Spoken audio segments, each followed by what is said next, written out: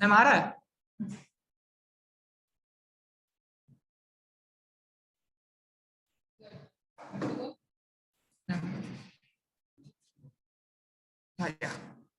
So a very good morning, good afternoon, everyone. So today I am going to discuss about planning commission and industrial policy. So the first topic is a planning commission. So first of all, planning commission was established in March 1950 by the resolution of government. Planning commission March 1950 में establish हुआ था resolution government के द्वारा, और ये एक non constitutional और non statutory body है, क्योंकि ये ना ही किसी लॉ और ना ही किसी कॉन्स्टिट्यूशन में मेंशन है. And the main work of planning commission is to make 5-year plan. Planning commission का मेन उद्देश्य था 5 वर्षीय योजना को बनाना, और आफ्टर इंडिपेंडेंस, स्वतंत्रता के बाद प्लानिंग कमीशन ने 5-year प्लान को बनाना स्टार्ट किया था. और and the provision of 5-year plan, 5-year plan का प्रोविजन यूएसएसआर कंट्रीज से अडॉप्ट किया गया था, जहां पे सबसे पहले यूएसएसआर कंट्रीज में ही 5-year प्लान का बनना स्टार्ट हुआ, तो वहीं से इंडिया में लागू किया गया. And also it work is to assemble all the resources. And the planning commission का main work था resources को assemble करना. So what is resources? So anything that satisfy human want is called resources. For example, capital resources, physical resources, material resources, and the many types of resources also. Where also planning commission help us to utilize the resources. Planning commission हमें help करता था resources को सही तरह से utilise करने में और रिसोर्सेज को इंप्रूव करने में. Now we have discussed about the objective of planning commission. So first objective of planning commission is to prepare 5-year plan. तो मेन ऑब्जेक्टिव था 5 वर्षीय योजना को बनाना, और दूसरा था इकोनॉमिक यानी कि अर्थव्यवस्था में ग्रोथ लाना. एम्प्लॉयमेंट, जितने भी अनएम्प्लॉयड पीपल थे उनको रोजगार देना, उनको एम्प्लॉयमेंट प्रोवाइड करवाना. एंड द फोर्थ है मॉडर्नाइजेशन ऑफ द कंट्री को मॉडर्नाइज करना. And the last one is and most important, ये है एक सोशलिस्टिक सोसाइटी को बेस्ड करना, जो कि इक्विटी और जस्टिस के ऊपर बेस्ड होगा, और एक्सप्लॉयटेशन, जो कि शोषण को बिल्कुल ही रिड्यूस कर दिया गया था. उसके बाद प्लानिंग कमीशन 17 अगस्त 2014 में डिसमेंटल कर दिया गया, अबॉलिश कर दिया गया, जबकि उसके बाद नीति आयोग आया था. और नीति आयोग का ही छोटा सा पार्ट है एनडीसी, नेशनल डेवलपमेंट काउंसिल, जो कि नेशनल डेवलपमेंट काउंसिल अगस्त 1952 में एस्टैब्लिश हुआ था. और ये भी प्लानिंग कमीशन और एनडीसी दोनों ही नॉन कॉन्स्टिट्यूशनल और नॉन स्टैट्यूटरी बॉडी है, जो कि किसी भी लॉ और किसी भी कॉन्स्टिट्यूशन में मेंशन नहीं है. एनडीसी, यस मैम,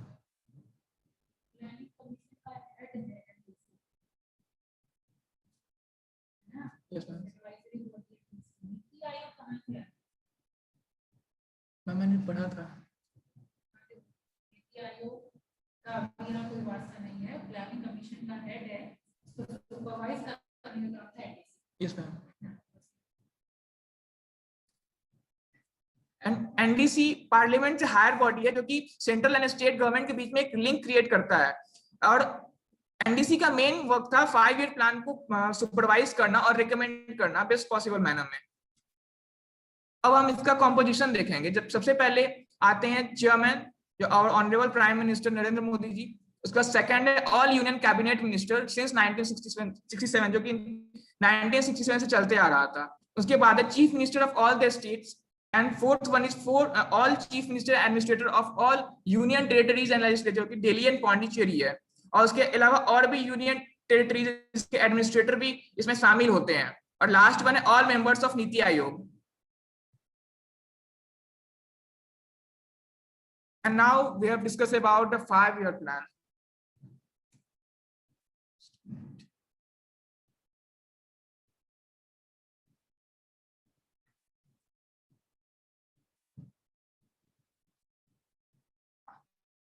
तो फर्स्ट 5-year प्लान 1951 टू 1956 में हुआ था, जिसका फोकस था एग्रीकल्चर डेवलपमेंट, जो कि जवाहरलाल नेहरू द्वारा ये स्टार्ट किया गया था, जिसका टारगेट 2.1% था और अचीव 3.6% हुआ.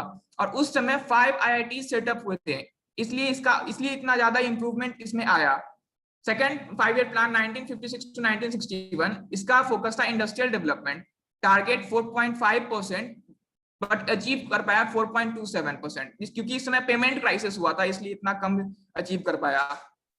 थर्ड 5 ईयर प्लान गॉडजिला योजना था जो कि 1961 टू 1966 चला था, जिसका फोकस था make economic independent. Target 5.6% and achieve किया था 2.4%, क्योंकि इस समय सीनो वर्सेस इंडिया वॉर स्टार्ट हुआ था।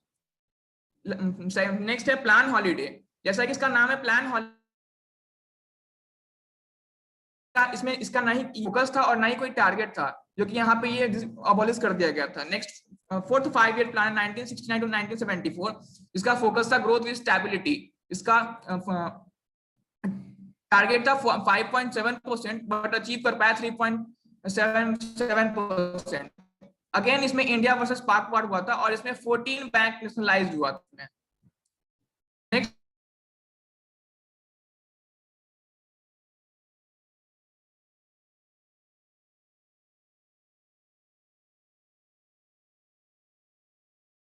टर्मिनेट कर दिया गया था। नेक्स्ट प्लान आया रोलिंग प्लान 1978 टू 1990। इसमें future budget of present year के बारे में डिस्कस किया गया था। बट और इस समय आईएनसी का गवर्नमेंट था, नेशनल कांग्रेस का गवर्नमेंट था 1980 में। 6 5 ईयर प्लान है 1980 टू 1985, जिसमें इकोनॉमिक को लिबरलाइज किया गया था और प्राइस कंट्रोल किया गया था। इस समय राजीव गांधी का लीडरशिप था। 7th 5 ईयर प्लान 1985 टू 1990, इसमें फूड ग्रेन्स प्रोडक्शन हुआ जिसे फोकस किया गया था। इसका टारगेट 5% था बट अचीव 6% किया था, क्योंकि इस समय कुछ हुआ नहीं था। मैं मतलब कि एंड नेक्स्ट 5 ईयर प्लान है 1990 टू 1997। ये उस समय किसी पॉलिटिकल सिचुएशन और वॉयलेशन के कारण वो हट गया था। इसी समय वो प्राइम मिनिस्टर मनमोहन सिंह और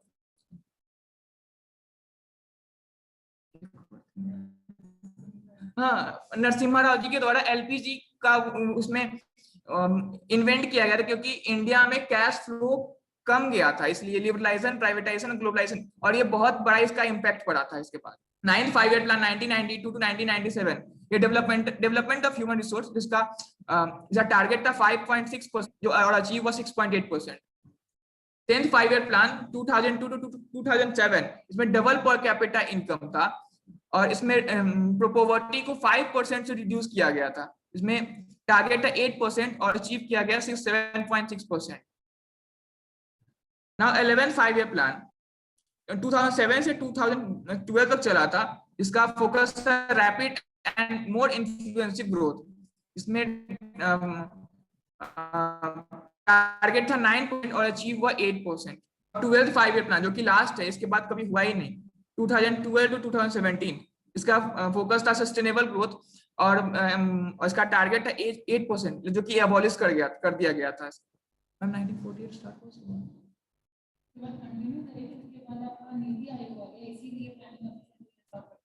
यस मैम। नीति आयोग आने के कारण प्लानिंग जो 5 वर्षीय योजना था उसको यहाँ पे खत्म कर दिया गया था।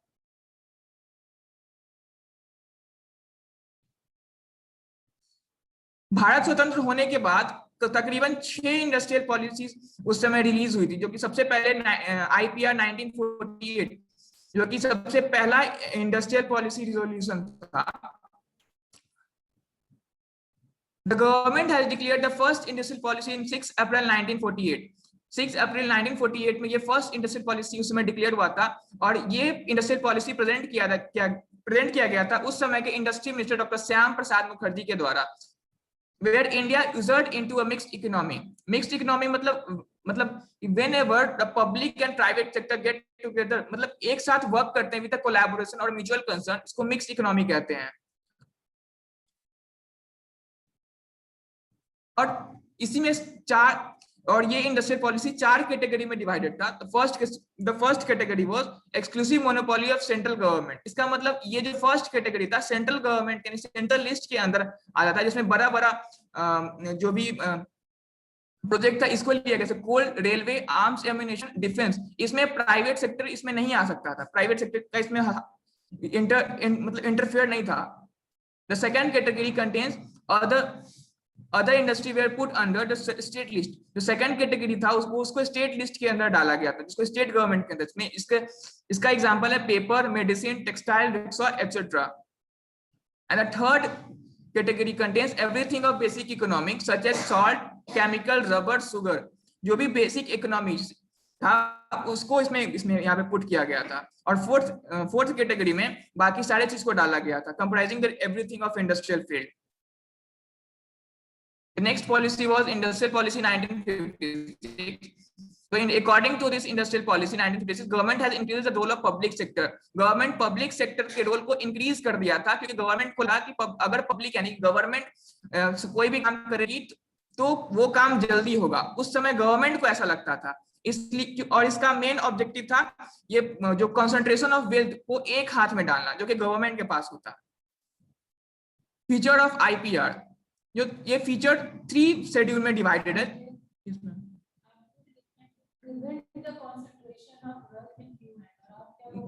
मैम प्रिवेंट मतलब कम कर लेना, नहीं देना. मैम गलती से निकल गया. इसका मेन ऑब्जेक्टिव था to prevent the concentration of wealth in a few hand, जो कि एक हाथ में जितना ही पावर था उसको डेलीगेट कर देना. और ये schedule A, schedule B, schedule, ये 3 टायर क्लासिफिकेशन था.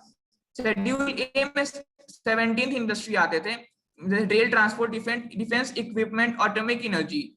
शेड्यूल बी में 12 इंडस्ट्री आते थे, इसमें dominant role of public sector था.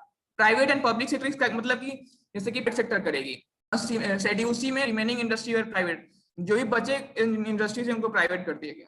Thank you so much, that's all about my side. हो गया मैम.